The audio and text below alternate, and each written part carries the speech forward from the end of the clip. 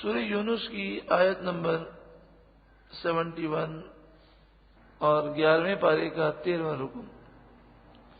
ارشاد فرمایا وَاتْلُ عَلَيْهِمْ نَبَأَ نوح، اور انہیں آپ نوح علیہ السلام کی خبر پڑھ کر سنائیے.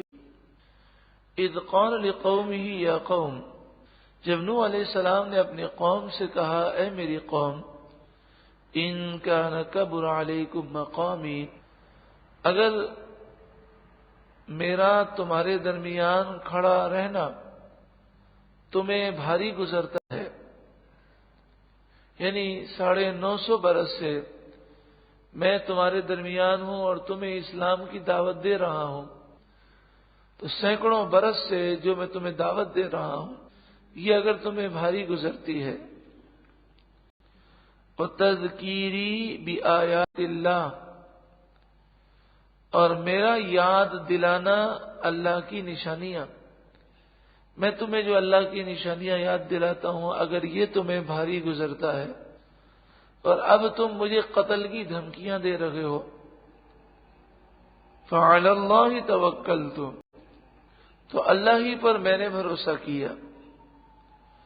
فَأَجْمِعُوا أَمْرَكُمْ وَشُرَكَاءَكُمْ، تم مل کر اپنا کام کرو اور اپنے جھوٹے معبودوں سمیت اپنا کام پکا کر لو، یعنی تم اور تمہارے جھوٹے معبود سب مل جائیں اور میرے خلاف تمہیں جو سازش کرنی ہے کر لو.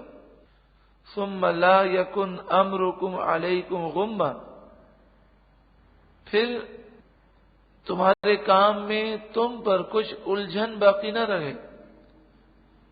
اچھی طرح پلاننگ کر لو، اچھی طرح منصوبہ بندی کر لو، مجھے تمہاری کوئی پرواہ نہیں ہے، میں تم سے کوئی نہیں ڈرتا، میرا بھروسہ اللہ کی ذات پر ہے. ثم قضوا الیہ، پھر جو تم سے ہو سکے میرا کر لو. ولا تنظرون، اور مجھے مہلت نہ دو. ساری دنیا میں کافر ہی کافر، چند مسلمان ہیں وہ بھی کمزور. ایسے حالات میں حضرت نوح علیہ السلام کا یہ فرمان یہ بالکل ظاہر کر رہا ہے کہ اللہ والوں کو اللہ پر کتنا بھروسہ ہوتا ہے.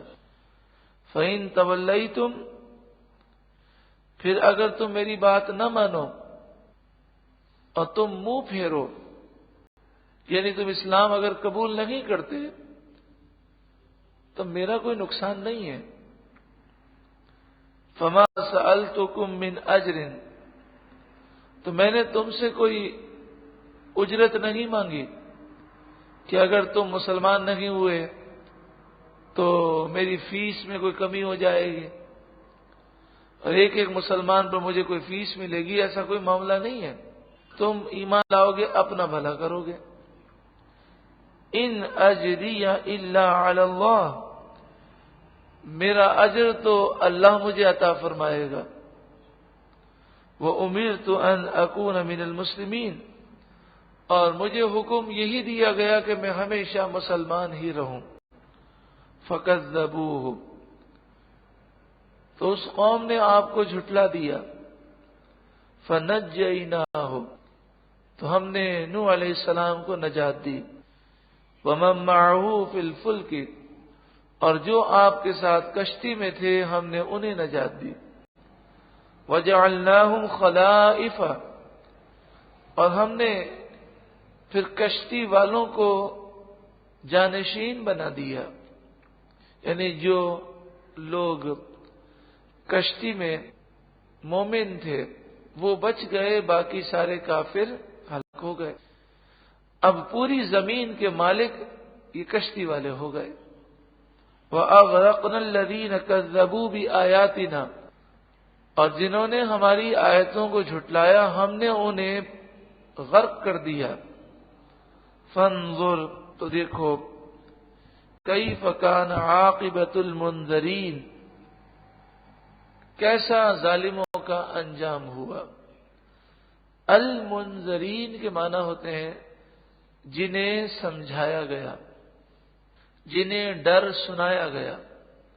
جن لوگوں کو سمجھایا گیا، ڈر سنایا گیا، اور انہوں نے تسلیم نہ کیا، دیکھو ان کا کیسا برا انجام ہوا۔ ثم بعثنا من بعده رسلا، پھر ان کے بعد، نوح علیہ السلام کے بعد ہم نے بھیجے رسلن کئی رسول، الی قومہم ان کی قوموں کی طرف، حضرت ہود علیہ السلام، حضرت صالح، حضرت شعیب اور کئی رسول آئے۔ فجاؤہم بالبینات، وہ رسول ان کے پاس روشن دلیلیں لے کر آئے۔ فما كانوا ليؤمنوا بما كذبوا به من قبل، تو وہ ایسے نہ تھے کہ جس چیز کو وہ پہلے جھٹلا چکے تھے ان پر ایمان لاتے۔ یعنی مراد یہ ہے کہ یہ ایسے ظالم تھے کہ انہوں نے جس چیز کا انکار کیا اس پر وہ اتنے ضدی بن گئے کہ پھر وہ اس بات کو کبھی انہوں نے تسلیم نہیں کیا۔ تسلیم کرنے والے یہ لوگ نہ تھے۔ کذالک نطبع علی قلوب المعتدین، اسی طرح ہم سرکشوں کے دلوں پر مہر لگا دیتے ہیں۔ ثم بعثنا من بعدهم موسى وهارون الى فرعون، پھر ہم نے اس کے بعد موسیٰ علیہ السلام اور ہارون علیہ السلام کو فرعون کی طرف بھیجا، وملئہ، اور فرعون کے سرداروں کی طرف بھیجا، بآیاتنا، ہماری نشانیوں کے ساتھ، فاستکبروا، تو ان ظالموں نے تکبر کیا، وکانوا قوما مجرمین، اور وہ مجرم لوگ تھے۔ فلما جاءهم الحق من عندنا، پھر جب ان کے پاس ہماری طرف سے حق آ گیا، قالوا ان هذا لسحر مبین، تو سب کچھ سمجھنے کے باوجود انہوں نے کہا بے شک یہ تو کھلا جادو ہے۔ سحر مانے جادو۔ قال موسیٰ، موسیٰ علیہ السلام نے فرمایا، اتقولون للحق، کیا تم حق کے لیے ایسی بات کہتے ہو؟ لما جاءکم، جب حق تمہارے پاس آ گیا۔ السحر ھذا، کیا یہ جادو ہے؟ ولا یفلح الساحرون، اور جادوگر کبھی کامیاب نہیں ہو سکتے۔ تو یہ ہرگز جادو نہیں بلکہ رب کی طرف سے قدرت کا اظہار ہے اور یہ نبی کا معجزہ ہے۔ قالوا، وہ بولے، اجئتنا،